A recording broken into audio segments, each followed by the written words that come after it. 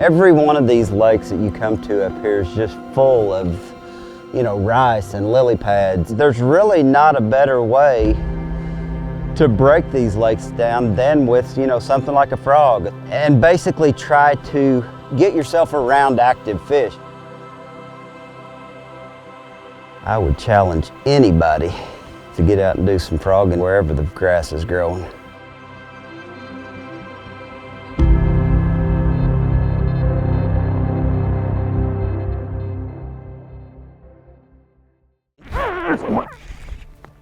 Get up out of there, come on baby. You know, that's the other thing when it comes to frogging like this. I mean, you can kind of see the rod I'm using. You know, it's a pretty, I'm not gonna say it's a soft rod, but it's a medium action. It's a 5173. And it's one of those deals where when I'm throwing a bait like this, any kind of topwater, buzz bait, flapping frog, things like that, I want that rod to have a little bit of give. So when that fish eats the bait, he can actually, you know, kind of inhale it, and I don't take it away from him. I mean, you can see how good that fish ate that thing. I mean, we're gonna have to get the old pliers out and unhook him. You know, one thing about it, I mean, you gotta kind of keep them honest every now and then. The difference to me in this flapping frog and, you know, say a walker or a popper is, you know, the areas that you're gonna throw it into. I mean, yeah, I can throw this flapping frog back in there, but a lot of times, you know, if the fish are slow to react to a bait, or they're not fast and really aggressive, you may need to throw a popper or a walker back in places like that to get them to actually come up and eat the bait, where this bait is one that, I mean, you're just as liable to catch one out here over, you know, submerged vegetation as you are up there in the thick stuff. And the thing you want to focus on, though, more than anything, is just any irregularity, you know, whether it be a point like that or a little gut like this.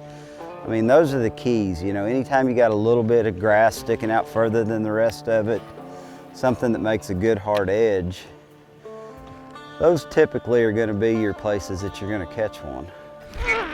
Did you see that one? Come on, baby.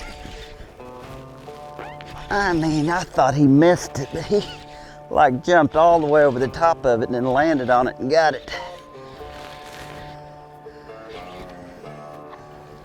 It's a little better fish. Come on up here, get out of that grass. It's a little better one. Look at the way they eat that thing though. I mean, every one of them just got it buried. Froggist. Froggist in Minnesota. Do not freak out the first time you catch one on a flapping frog and that happens, because it's just part of the equation. I mean, that's what allows the fish to eat that bait so well. All you got to do is just pull it back up over that and then slide it right back down through.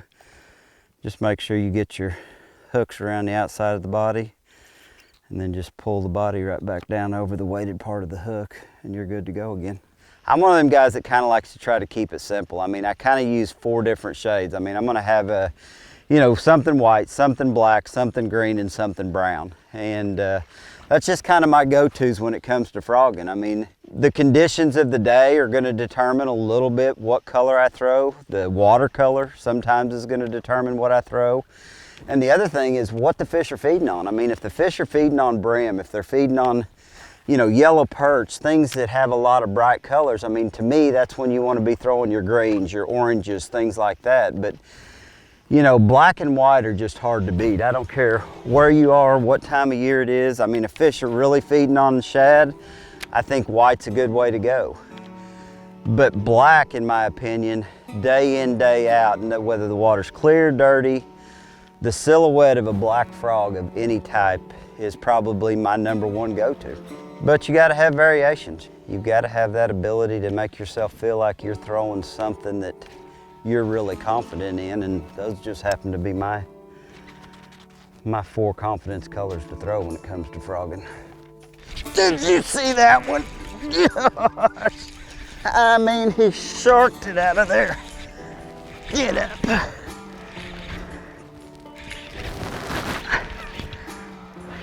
Whooping my tail. I mean, did you see that fish come out of there and get that thing? That right there is why I will challenge anybody to come to Minnesota or anywhere there's a lot of vegetation growing and get in on some frogging. That is so much fun. Gosh. I mean, a blast. It doesn't get old, man. I still love to catch them. Hate that thing. I mean, look at that fish. You think it's been eaten? That is awesome. I mean, it's a heavy 3-pounder right there. Oh, come on, baby. Oh, yes. Got around some better ones now. I knew we would eventually. It's funny how they just run in them little groups and classes. I mean, them are good ones right there. Don't care what anybody says. That is fun stuff. Unreal. I mean, how could you get tired of that? You know, another real key when you're doing this kind of stuff is, I mean, you got to have the right equipment. I mean, I talked about you need a 7 to 7.5 foot rod when you're throwing a bait like this. You need a high speed gear ratio reel. I mean, I'm throwing a 8:3 to 1 gear ratio on this, 50-pound braid, and a medium heavy action rod. And the reason I go medium heavy on this flapping frog is I want that rod to give to that fish a little bit. I mean, I'm gonna keep the bait coming. The momentum's in my favor. Now, when I throw a popping frog or a mat frog, I mean, I go to a heavy action rod. I want something that, I can pull them out of that heavy cover, because generally with a popping frog or a walking frog, that fish gets the frog by the time you react. That fish has you down in the cover, so you need a little beefier stick to get him out of than a medium heavy.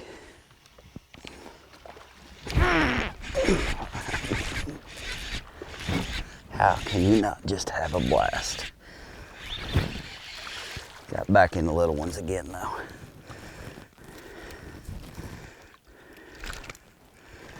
I mean, the old hands are gonna be torn up after this week.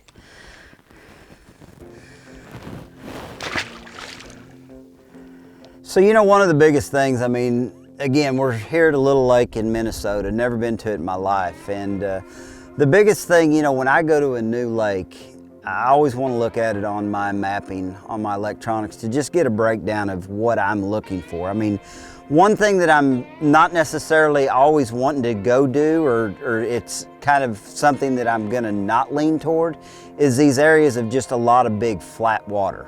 I mean, I wanna stay in areas where you've got deep water close enough that these fish can migrate in and out, they can move. So anywhere I see these deeper contours pushing up closer to these, whether it be a rice bed or a reed clump or something like that, I just feel a lot better about it if it's not just a big flat bay or something like that. I want deep water access close.